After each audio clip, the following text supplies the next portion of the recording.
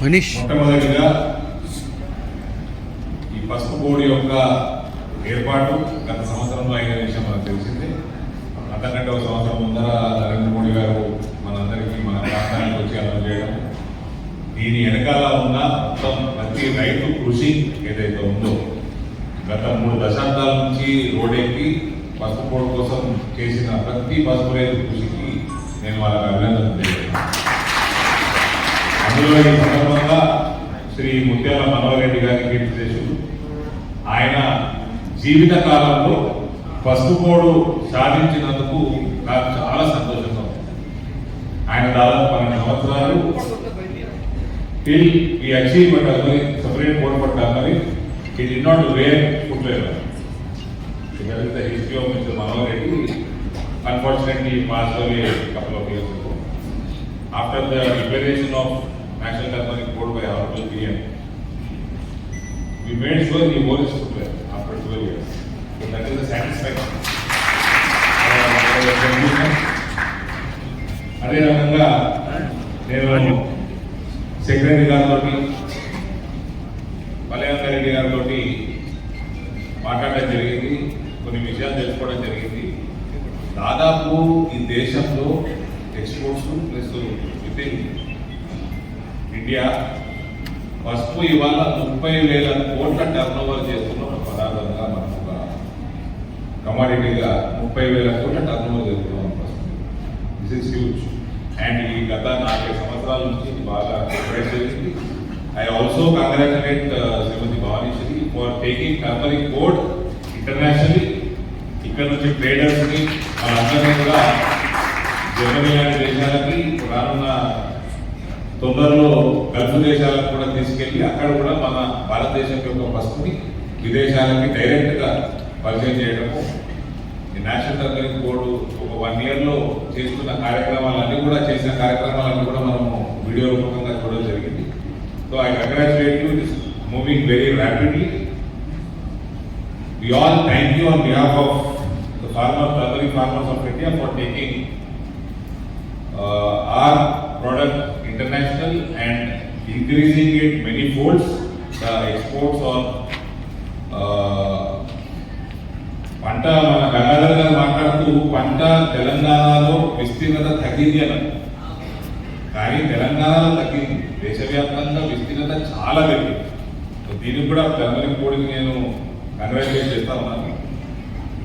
తెలంగాణలో తగ్గడానికి కారణం ఒకప్పుడు గంగాధర్ గారు చాలా చిన్ననాటి నుంచి మాకు మంచి సంబంధం. నన్ను చూడంగానే ఆయన పాపం ఫ్లాష్ బ్యాక్ అయిపోయినారు. అప్పటి రేటు మాట్లాడుతున్నాడు, అప్పటి సంగతి చెప్తున్నాడు. తెలంగాణలో విస్తీర్ణత తగ్గడానికి మేజర్ కారణం లేబర్ కారణం. పసుపుకి ఎంత లేబర్ అవసరమో నేను చెప్పాల్సిన అవసరం లేదు. మీకు 9 నెలల పంట చాలా కష్టపడాలి, లేబర్ ఎక్కువ అవసరం. మన మహారాష్ట్రలో 400 రూపాయలు లేబర్ కాస్ట్ అయితే పర్ డే, ఇక్కడ 1,200 రూపాయలు లేబర్ కాస్ట్. సో మహారాష్ట్రలో మీకు 203,000కి పసుపు పడుతుంటే మన జిల్లాలో 4,500 రూపాయలకు పసుపు. ఇది one of the main reasons. కానీ గత 3 సంవత్సరాల నుంచి విస్తీర్ణత మళ్ళీ పెరగడం మొదలైంది. కానీ ఇది కూడా అడ్రస్ చేసుకుంటే కాస్ట్ ఆఫ్ ప్రొడక్షన్ తెలంగాణలో కూడా చాలా తగ్గిపోతుంది. ఎందుకంటే మన గల్ఫ్లో మనకు తెలుసు, భారతదేశంలో కేరళ తర్వాత మ్యాక్సిమం గల్ఫ్కి వెళ్ళే యువత మన తెలంగాణ తగ్గించుకుంటే మనం డెఫినెట్గా అది ఫస్ట్ ప్రొడక్షన్ కాస్ట్ కూడా చాలా తగ్గుతుంది. నేను రైతులకి టర్మరిక్ బోర్డు ద్వారా సెక్రటరీ గారు మాట్లాడుతుంటే విన్నాను. దయచేసి ఆర్గానిక్ వైపు రండి. ఇంటిగ్రేటెడ్ పెస్ట్ మేనేజ్మెంట్ ప్రోగ్రాంలో దాని గురించి అవగాహన తెలుసుకోండి. మన ప్రాంతంలో కొంచెము ఈ మందులు యూరియాలు ఎక్కువ వాడడం వల్ల ఎక్స్పోర్ట్స్కి ఇబ్బంది జరుగుతూ ఉంది. మేడం ఏదైతే 100 ఎకరాలు ఫస్ట్ ఒక పైలట్ ప్రాజెక్ట్ చేస్తారు, నేను అడిగిన 100 ఎకరాలే కొనడానికి సిద్ధంగా ఉన్నారా మేడం అంటే డైరెక్ట్ టైం మీరు ఆర్గానిక్ వాళ్ళు చెప్పినట్టు మీరు పంట పండించే దానికి రెడీ అయ్యి మీరు ఒకటి 100 ఎకరాలు కాదు 8,000 ఎకరాలైనా టైం అవుతుందని అడుగుతాం. దానితోటి నేను పసుపు కోసం పంట పంచాయతీ అంతా మీకు తెలుసు, దాని గురించి బాగా స్టడీ చేసుకున్నాను. ఒకవేళ మీరు సెక్రటరీ గారు చెప్పినట్టు ఆ పంట పండించే విధానం అవలంబించినట్టయితే 25 నుంచి 30,000 రూపాయలు నిజామాబాద్ పసుపు రైతులు. అది భవిష్యత్తు పసుపుని, డిమాండ్ పసుపుని, దానికి తగ్గట్టు మనకి పల్లెగంగారెడ్డి గారు చైర్మన్ అవ్వడం, మన head quarter national turmeric board నిజామాబాద్కి రావడం, దానికి మొట్టమొదటి సెక్రటరీ గారు కూడా తెలుగావిడ రావడం మన అదృష్టం. కలెక్టర్ గారు కూడా ఏ రకంగా అయితే తెలుగు మాట్లాడుతున్నారు ఉత్తరప్రదేశ్ నుంచి, ఆవిడ బ్యూరోక్రాట్ కంటే తక్కువ politician law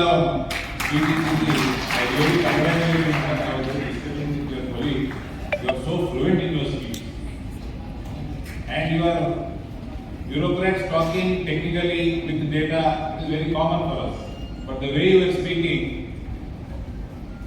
history, path nayakulu, different captions, I really congratulate you. నా రిక్వెస్ట్ ఆర్గానిక్ వైపు రండి, అది మేడం కూడా అడుగుతున్నా నేను. ఆర్గానిక్ సర్టిఫికేషన్ కూడా టర్మరిక్ బోర్డుకి టైప్ ఉంది, ఆర్గానిక్ సర్టిఫికేషన్ కూడా వాళ్ళు చేయిస్తారు. మీరు ఎన్ని వేల ఎకరాలు ఆ పద్ధతిలో పండిస్తే అన్నీ కూడా మీరు పంటలు నాటినప్పటి నుంచే మనకి టైప్ అయ్యే అవకాశం ఉంది, రేట్లు పెరిగే అవకాశం ఉంది, ఎటువంటి రిస్క్ లేదు. గంగాధర్ అన్న మాట్లాడుతూ ఏమన్నా అకాల వర్షాలకు పంట డ్యామేజ్ అయితే దానికి సింపుల్ మెథడ్ గంగాధర్ గారికి నేను ఆయన పార్లమెంట్ కమిషన్ మెంబర్ ఉన్నాను, ఫసల్ బీమా యోజన అవలంబించుకోండి, మీకు కవర్ అయ్యేది. అది కాకుండా మార్కెట్లో రేటు తగ్గితే ఎంఐఎస్ స్కీమ్ కింద కీర్తిశేషులు రాజశేఖర రెడ్డి గారు అనేక మార్లు ఎంఐఎస్ స్కీమ్ కింద రేటు ప్రపోజ్ చేసి, మీరు ప్రపోజ్ చేస్తే కేంద్ర ప్రభుత్వం వెళ్ళి 50% దాకా డబ్బులు ఇప్పించే బాధ్యత మాది. ఎంఎస్పీకి ఎంఐఎస్ తేడా లేదు. ఎంఎస్పీ కేంద్రం నిర్ణయిస్తుంది, కానీ రాష్ట్రం పైసలు ఉంటాయి అలా. అది మొత్తం కేంద్రం ఇస్తుంది అనుకోబట్టి ఏ పంట అయినా, ఒక వరి తప్ప ఏ పంట అయినా రెండు ప్రభుత్వాలు పైసలు కనుక్కోవాలి. ఆ స్కీమ్ అయినా ఈ స్కీమ్ అయినా కలిసే ఉంటుంది. కాబట్టి అవన్నీ కూడా మనకి సిస్టంలో ఉన్నాయి, అవి ఉపయోగించుకోవడమే. ఇక రాష్ట్ర ప్రభుత్వం నుంచి కూడా మంచి క్వాలిటీ సీడ్స్ ఇప్పించగలుగుతారని గంగాధర్ గారిని నేను రిక్వెస్ట్ చేస్తా ఉన్నాను. దానివల్ల మన పంట పెరగడము, దానివల్ల రేటు పెరగడము, మంచి క్వాలిటీ పంట పెరగడము సాధ్యపడుతుంది. మరొకటి గంగాధర్ గారు మాట్లాడుతూ స్పైసెస్ బోర్డునే ప్రొక్యూర్మెంట్ ఎక్స్పోర్ట్ చేయమని చెప్తా ఉన్నాను. కేంద్ర ప్రభుత్వానికి వ్యాపారం చేసే అర్హత కానీ హక్కు కానీ లేదు, పెట్టుకోరు. సేమ్ ఎఫ్సిఐ కూడా వరి మనకు ఎక్కువ పడుతూ ఉంది. బియ్యం కొనుక్కొని బియ్యం ఎక్స్పోర్టు బిజినెస్ చేసే ఇది కేంద్ర ప్రభుత్వానికి ఉండదు, రాష్ట్ర ప్రభుత్వం చేసుకోగలుగుతుంది. మీరు పసుపు రైతుల మీద ఇంకా వాళ్ళకి ఇంకా బెటర్గా చేయాలనుకుంటే మీరు ప్రొక్యూర్మెంట్ చేయొచ్చు, రాష్ట్ర ప్రభుత్వం మీరు ఎక్స్పోర్ట్ చేయొచ్చు, మీరు వ్యాపారం చేయొచ్చు. కానీ కేంద్ర ప్రభుత్వానికి